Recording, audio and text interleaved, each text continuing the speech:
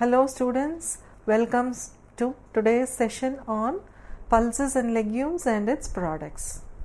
Pulses are edible fruits or seeds of pod-bearing plants belonging to the Leguminaceae family. There are wide variations in seed size, shape, density and seed coat color. Since each seed is attached to the fruit coat, which is called as pod, at only one point can be easily removed. Dried pulses, because of their high protein content, are regarded as the meat of the poor. The best method of improving the quantity of proteins in Indian diets, consisting almost entirely of cereals or millets, is to introduce legumes in every meal. The major pulses which find important place in our dietaries are red gram dal, Bengal gram dal, black gram, green gram and masoor dal. Some are used as whole grams as well. Cowpeas, rajma and dry peas also belong to the Leguminaceae family. Legumes not only have dietary values but also play an important role in maintaining or even improving the soil fertility through their ability to fix atmospheric nitrogen. Let's see the composition of pulses. The seed is chiefly composed of the seed coat and the cotyledon, the latter contributing approximately 85% of the total seed composition. Legumes are dicotyledons, so named because they separate into two halves. It is the cotyledons that contain stored nutrients that feed the embryonic plant at the time of germination. The seed coat is firmly attached to the cotyledons, is referred to as skin, and loosely attached seed coat is referred to as husk or hull. Even though a variety of legumes are eaten in their immature state, the greatest interest from nutritional point of view is in the composition of the matured dry grains. Furthermore, it follows that the proper processing of legumes for human nutrition relates to their efficient removal of the seed coats and husks surrounding the edible cotyledons. This allowed improved digestibility and increased utilization of the nutrients by the body. Now, let's look upon the nutritive value of the pulses. Moving on to the energy, pulses provide about 340 kilocalories per 100 grams, which is almost similar to the calorific value of the cereal. Moving on to protein, in a vegetarian diet, pulses are important sources of protein. They give about 20 to 25% protein, that is double the amount of protein compared to cereals.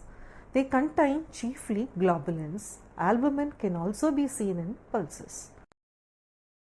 The protein of pulses are of low quality since they are deficient in methionine and red gram is deficient in tryptophan. Compared with FAO reference protein, methionine is about 50% below requirement and total sulfur amino acids about 40% below. Bengal gram contain higher amounts of arginine and sufficient amount of tyrosine. However, the pulses are rich in lysine, hence they can supplement cereal protein. A mixture of cereals and pulses is superior to that of the either one. The most effective combination to achieve maximum supplementary effect is 5 parts of cereal proteins and 1 part of pulse protein. In terms of grains, 8 parts of cereals and 1 part of pulses. This combination gives a protein quality equivalent to animal protein. Legumes are better than cereals as a source of the essential amino acids like isoleucine, leucine, phenylalanine, threonine and valine. The quality of protein decreases in infested pulses. Now, let's see the biological value of legumes. Peanuts is about 54.5 and the highest being the cowpea, which is about 89.2. And soybean has got 65 and green gram with 70.4 and chickpea with 79.5 and peas with 81.7. Now let's move on to carbohydrates. Pulses contain 55 to 60% starch. Soluble sugars, fiber and unavailable carbohydrates are also present. The unavailable sugars in pulses include substantial levels of oligosaccharides of the raffinose family, which produces flatulence in man. These sugars escape digestion due to lack of alpha-galactosidase activity and digested by the microflora of the lower intestinal tract, resulting in the production of large amount of carbon dioxide, hydrogen and small amount of methane. Fermentation, germination, cooking, soaking and autoclaving reduce considerable amount of oligosaccharides. Now let's see on lipids.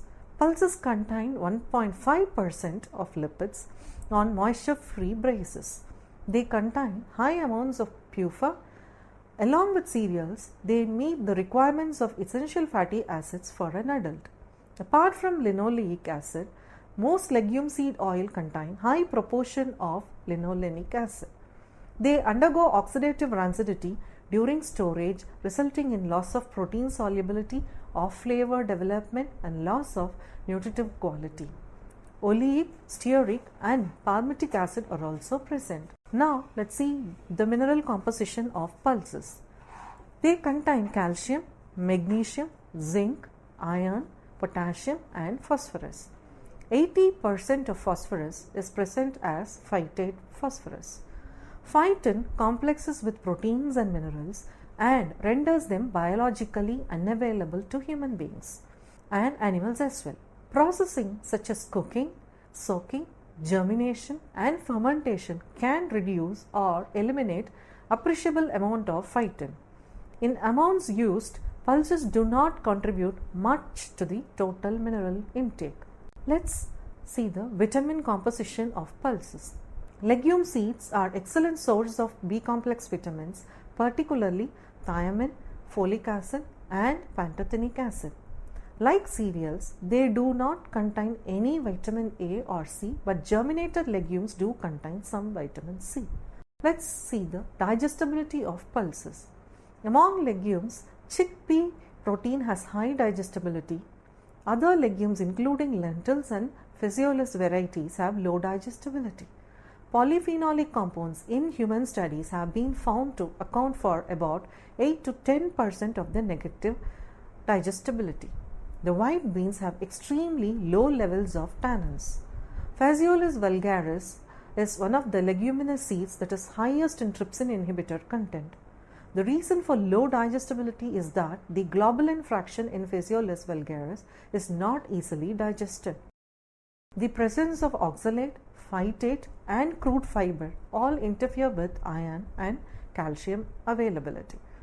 Factors that reduce the digestibility of pulse protein are as follows. Pulse proteins have high molecular weight and compact molecules that reduce the digestibility. Some proteins are complexed with carbohydrates and influence digestibility. Some proteins are complexed with phytin, which decreases digestibility. Digestibility in pulses range from 50 to 62%. Parent digestibility depends on the color of the seed.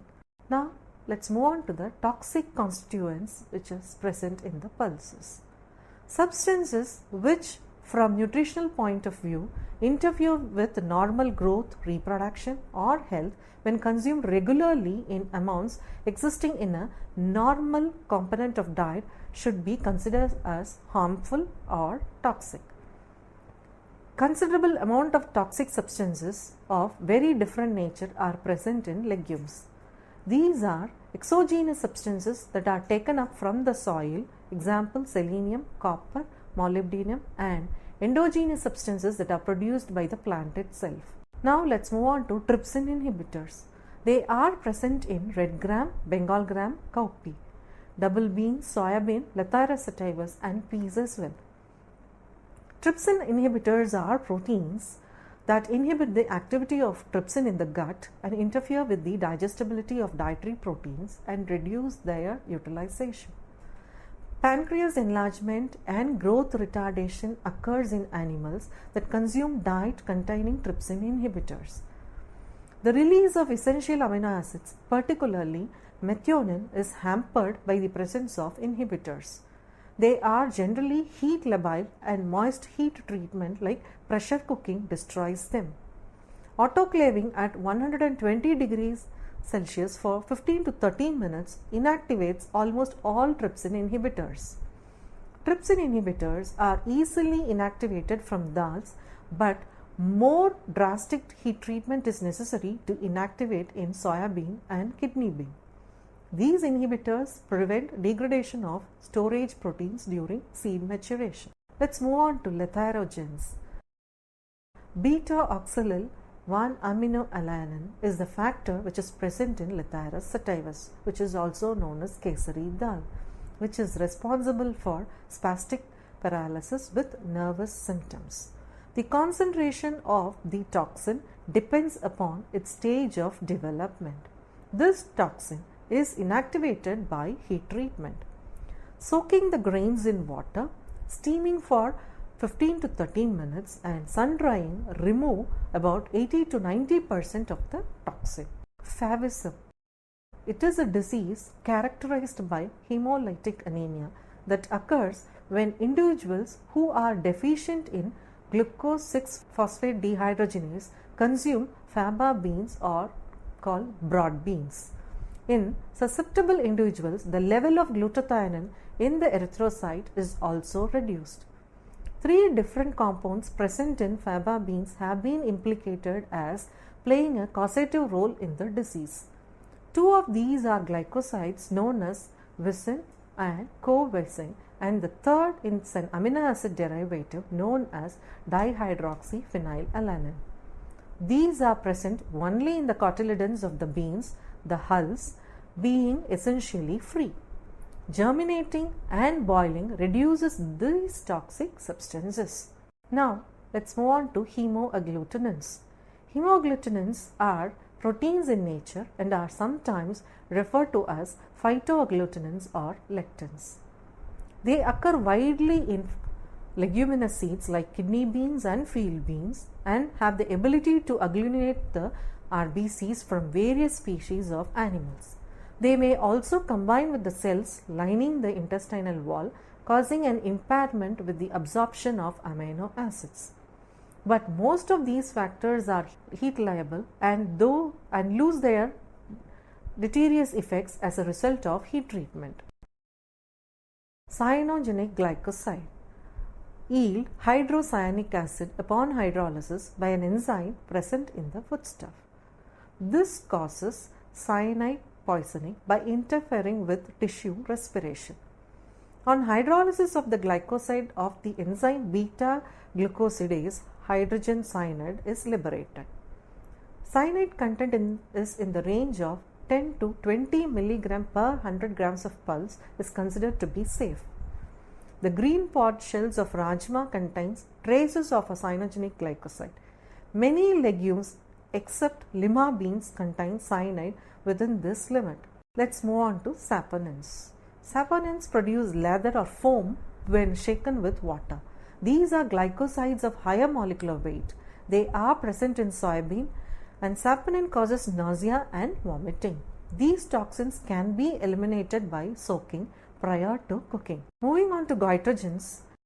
These substances interfere with iodine uptake by the thyroid gland. Thiocyanate, isothiocyanate and their derivatives are present in soybean, groundnut and lentils. Excessive intake of these foods in the face of marginal intake of iodine from foods and water may lead to precipitation of goiter. Now let's move on to phytic acid. Legumes contain considerable amount of phytic acid that may affect the absorption of minerals by forming insoluble salt. In kidney beans, 99% of total phytic acid is in water-soluble form, and it is therefore easy to decrease or remove its level in the product. Now, let's move on to tannin. Tannins are condensed polyphenolic compounds. They are present in high amounts in seed coat of most legumes. Tannins bind with iron irreversibly and interfere with the iron absorption. Tannins interfere with the digestive action of trypsin and alpha amylase, rendering the dietary protein and carbohydrate indigestible. Tannins also bind protein and reduce their availability. They also affect B vitamin absorption. Now let's move on to the processing of pulses. Germination. As soaking precludes germination, 25% to 50% of tannins are lost by overnight soaking. Germination for 24 to 48 hours further reduces the tannin content by 10 to 25%. While the total phosphorus remains the same, there is a reduction from 60% in raw state to 44% in 48 hours germinated legumes. There is twofold improvement in bioavailability of iron. The starch digestibility improves. Thiamine content is not changed much during germination, but there is an increase in riboflavin and niacin by 50 to 60%. A good amount of ascorbic acid content occurs during germination. 24, 48 and 72 hours of germination reduces the oligosaccharides by 50 to 85% respectively. Now let's see on fermentation. Fermentation in legumes leads to changes in flavor, aroma and texture that are desirable. The other flavor changes in that result from fermentation are a 50 to 60% decrease in phytate phosphorus and a 60 to 70% increase in riboflavin and niacin content. Increase in amino nitrogen indicating considerable hydrolysis of protein, or in other words, greater digestibility of fermented legumes is also found after fermentation. Fermentation has been reported to inactivate trypsin inhibitors, hemoglutinins and saponins in legumes. Fermented mixtures have a greater regenerating effect on RBC than unfermented ones. Roasting and parching, they do improve the flavor and texture in legumes. Protein quality is improved by increase in the biological value. Soaking. As mentioned earlier, the trypsin inhibitors and hemogglutinin activities can be eliminated by soaking. Now let's see cooking process. High temperature inactivates the phytase, which would otherwise have eliminated the mineral sequestering ability of phytate. Soaking in water at 90 degrees Celsius shortens the cooking time needed to tenderize them. Addition of soda in an amount of 1/8 teaspoon per cup of bean decreases the cooking time without affecting the thiamine content. Water-soluble tannins diffuse into the cotyledons and apparently react with bean protein during the heating process. Products of pulses and legumes. Pulse milling. The moisture is uniformly adjusted to a critical point by exposing the grain to heat air for several minutes, thereby loosening the husk and making it brittle. The technique makes use of pulse dehusking machines that remove the husks by abrasive action in stone-coated rollers. Abrasion pressure, feed and clearance can be adjusted to suit different varieties of legumes. A single pass of legume through the dehusking unit results in 99.5% removal of the husk. Subsequently, they are split into a dal in a separate control system. About 10 to 15% increase in yield over the traditional method is achieved by this process. Hull thresher unit provides various products like whole decorticated legumes, split decorticated legumes, flours, middling and grits for household consumption. Since it is dry method, there is risk of product losses due to microbial and insect spoilage in a tropical climate. Let's move on to canning. The canning operation involves overnight soaking of whole dry beans as the first step. The moisture content increases from 10 to 12% to approximately 20% during soaking, thus softening the beans.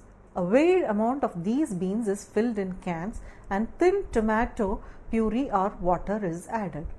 The cans are then sealed and placed in a retort for cooking. Usually a 90-minute process is used at a temperature of 135 degrees Celsius. The cans are then cooled in the retort itself for 15 minutes so as to avoid overcooking of beans and prevent the cans from bursting on exposure to atmospheric pressure. Quick cooking legumes. As the name implies, quick cooking legumes require shorter cooking time as they are pre-cooked and dry. The product, however, possesses the same improved physical, chemical and nutritional properties as those prepared by long time cooking process. Steam under pressure applied for 20 minutes results in bean satisfactory texture. Blanching prior to soaking ensures complete rehydration in addition to producing a product with better storage stability due to the reduction in the lipoxidase activity. The whole dry beans are blanched in boiling water or steam for 1 to 3 minutes or hydrated in salt solution at 70 degree below 60 minutes. It is then soaked in salt water for 6 to 24 hours. Then it is drained and cooked. This may also be coated and then dehydrated to obtain the quick cooking legumes. The rehydrated products thus obtained cook in 15 minutes, effecting a reduction of more than 80% of cooking time. Now let's see instant legume powders. The production follows three basic systems. The first involves soaking the whole beans cooked to a slurry to drying using a drum dryer. In the second system, the beans are ground into a fine powder in a mill and blended with a solution of hydrochloric acid to inactivate the enzyme available for causing bitter flavor. The slurry then is cooked for 5 minutes, neutralized by the addition of sodium hydroxide, further cooked to palatable form and dried. The product has a blended flavor and is suitable for baked packing. In the third system of legume flour preparation, the intermediate product is dried, cooked and milled to a powder. Now let's move on to legume protein concentrate. Legume protein concentrates have nutritional significance because they are high in protein and their physical and chemical natures make them adaptable in various food uses. Nutri-nuggets, a meat-like product, noodles, soya curd or tofu, infant foods and pasta are all products that find uses of legume protein concentrates and stem from conventional processing methods. Agglomeration, air classification, slurry centrifugation, protein precipitation and protein isolates are all the different methods used in the manufacture of legume protein concentrates. The dehydrated protein concentrate is texturized after reconstituting with boiling water. Now let's see the byproducts of utilization of legume processing. The main byproducts that come directly from legume processing are husk obtained milling and decortication and starch which is obtained by protein extraction from air classification or slurry centrifugation. In addition, the cakes that are obtained from the oilseed industry after extraction of oil are the other byproducts which are rich in protein. The husk or seed coat contains about 7 to 11% of protein and high amount of fiber which is about 20 to 32%. The husks with the broken dal is normally used as a cattle feed. Legume starch is used in the preparation of Chinese style noodles.